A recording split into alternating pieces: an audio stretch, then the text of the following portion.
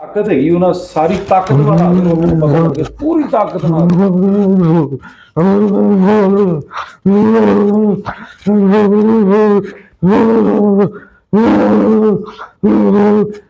बस इन्हीं कुवत है।